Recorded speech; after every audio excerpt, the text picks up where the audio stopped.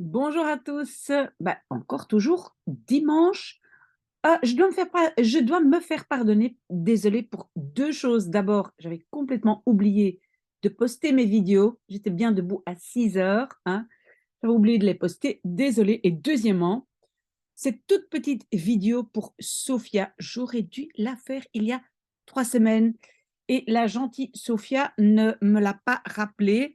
Vous pouvez revenir vers moi quand j'oublie, hein, parce que ça devient un peu grave. Mais qu'est-ce que Sophia a demandé? C'était vraiment une question très, très intéressante parce que je pense que vous savez déjà que euh, en néerlandais, on utilise une construction passive, on va le voir dans les exemples, hein, quand en français on utilise on. Donc le on en néerlandais men, on l'utilise encore, mais dans beaucoup de cas, on le remplace par une construction passive. C'est un peu moins, on va dire un peu moins officiel comme langage. OK, ça, nous savions déjà. Et donc, j'ai écrit un exemple, comme ça, on sait très bien de quoi il s'agit. On importe beaucoup de bananes. Et donc, en néerlandais, au lieu de faire une construction avec men, on va dire worden veel bananen geïmporteerd. J'avais déjà expliqué ça dans d'autres vidéos, d'accord? Et worden est pluriel, pourquoi? Parce que worden est suivi par un pluriel, veel bananen. Jusque-là, je pense que Sophia aussi, elle m'avait bien suivi. Mais la question intéressante de Sophia est maintenant que parfois, on a en français, et en fait, d'ailleurs, je dois mettre en français, on utilise parfois un verbe réfléchi, donc un verbe avec ce. Et si cette construction avec ce, on peut la transformer en construction avec on, c'est le même système que l'exemple ici. Je vous donne un exemple. Par exemple, si maintenant en français on va dire mais ça ne se dit pas.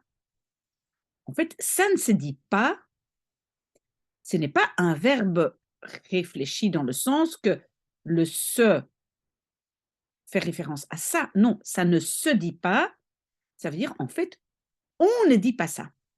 Donc, cette construction réfléchie, ça ne se dit pas, peut être remplacée avec par on.